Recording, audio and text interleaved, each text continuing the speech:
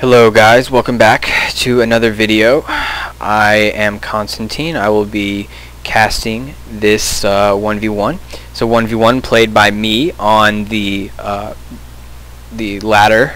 I think I was maybe in the Diamond League, I don't know. I probably was either in the Diamond League or rank 1 in the Platinum when this took place.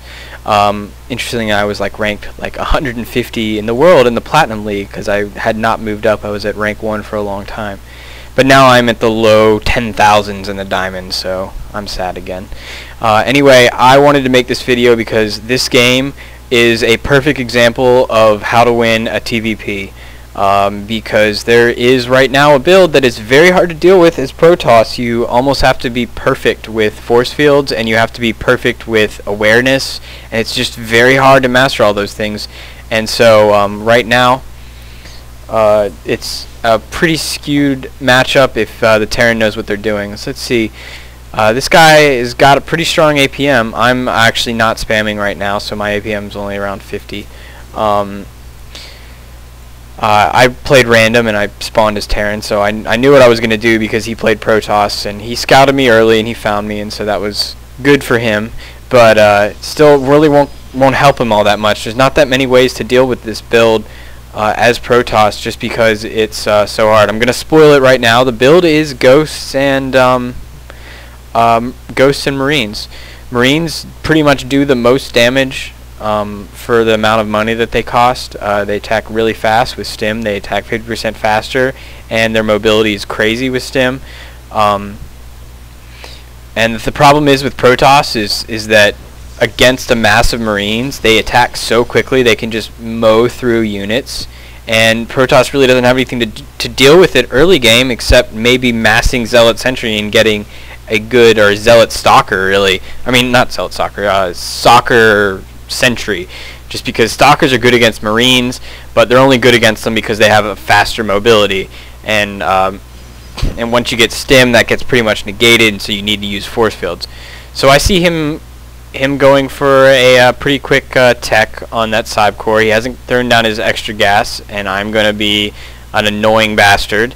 And knowing that I'm going to be going this MarineGhost push early, which I'll talk about the build exactly in a few seconds, I'm going to be stealing his gas as best I can, and I actually get away with it. So apparently he's going to feel happy on a single gas. So yeah, I let it go all the way to the end, and then I just hit T and walk away. That way, whenever I want to, I can cancel it when it gets low on health. So what I do with this build is I just do a standard Rax at 12, and I don't know what I'm doing here. I don't know why I'm throwing down these Raxes so quickly.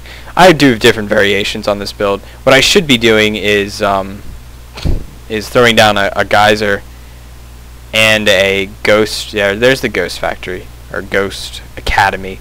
And what you do is what I like to do, although this game I did a little differently, is get a normal Rax, get 2 Marines out. I like the 2 Marines just because they can deal with things pretty well. If you get an early Zealot pressure or Stalker pressure, you can fight it off long enough while your other units are building. So I just continually pump Marines after I get this tech lab. I haven't done it yet. I'm not really sure why. I think I'm saving to get a really early Ghost. Just get combat shields and then stim pack, or stim pack and then combat shields. I like getting the combat shields first just because I don't want to push out until I have both, because stimming with no shields is actually pretty dangerous against Protoss. You get down to 35 health and your units die pretty quick to any kind of combination. This build, I threw down a bunker just in case he was doing some kind of 2 racks, all in with Stalkers or something early. You want to get this bunker out, just because if you don't have the bunker and there are Stalkers that come up this ramp, they can harass your Marines so much. So what I do is I just get 2 naked barrackses, I get a Ghost, and I don't even get this gas yet. This is a little bit of a variation on the build that I'm used to doing. Just throw down that combat shield. As soon as that combat shield is done, I get Stim. As soon as Stim is done, I'll push.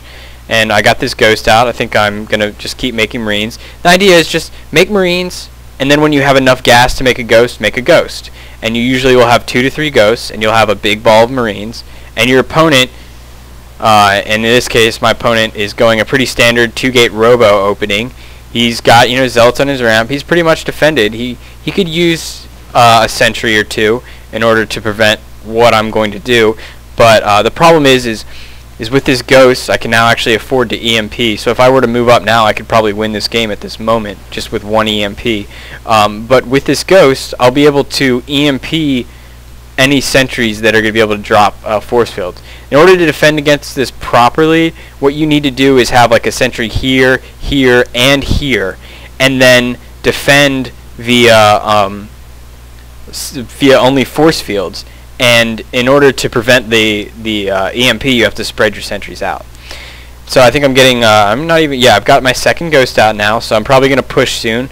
I'm going to start stim pack. Yeah, I've already finished the combat shields. I'm going to start stim pack immediately after that. And I'm going to move out when stim pack's right about here. That way when I get to his base, my stim pack is done.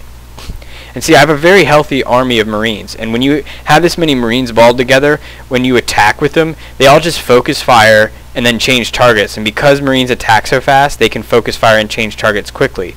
Whereas most units like Stalkers or Immortals, they have a relatively slow attack. It's like, 1.44 seconds compared to the Marines' 0.86. And because of that, you can be really effective in... oh, he actually spotted me here. This is interesting. Another thing you can do, if you see an observer here and you don't want to waste a scan, although I did save up scans because I knew I was going to need them. It's just something else you want to do. Moving out with this nice little force of Marines here. Got my sim pack right where I said it was going to be when I moved out. Just rallying pretty much all Marines. You don't really want to rally a ghost because they take a long time to build, and when they pop out, they're not going to have enough energy to help anyway. So just keep rallying Marines. So he's going to have a big force here, but it's not as good as this one. And see, I see this right here. I go up, I start attacking. Don't have to stim yet because it's actually not done. I EMP on top of this force right here. And stim should be done in a second. I actually attacked a little too early. And I move in, and see the timing on this? Right when this Colossus gets out, am I moving up this ramp. He cannot have this Colossus out any earlier. And he actually almost takes out my force with this Colossus. But because I have stim and I have combat shield, and I just have too many Marines, I managed to take out that force. And it's the timing of that push that is so critical. Just knowing when, I wish I was sniping because, am I really going to lose that ghost? I'm just not paying attention. Whatever, the game's already over. I feel so bad after having watched that. Oh, poor ghost. And so he leaves the game without even GGing. He had his expansion up and everything. It's a great time to attack. If he 3-gate roboed, I might have been in more trouble. But if he 3-gate robos, he's not going to have enough gas to get out this Colossus, and therefore that Colossus isn't going to take out the army like it did. The way you defend this is obviously having sentries, of which he had none. But if you get a scan up here and he's got sentries in range to do this, and you have enough ghosts, you can EMP all of those sentries. So it's not like I only won this because of that. I won this because this is a very strong timing attack, and he wasn't really able to do anything about it. I mean, sure, he could cannon, and that would probably prevent it. But if he cannons, I'm going to scout that, and I'm going to be able to change my build accordingly and take advantage of the fact that he can't attack me. So it's just a really effective build that you can do, and anytime I'm in a TvP, this is pretty much my strategy. Hope I don't give that away for the Trishcraft Cup, seeing as everyone plays Protoss. But, alright. I'm going to be casting some more games soon, hopefully. Thank you for joining me. See you later.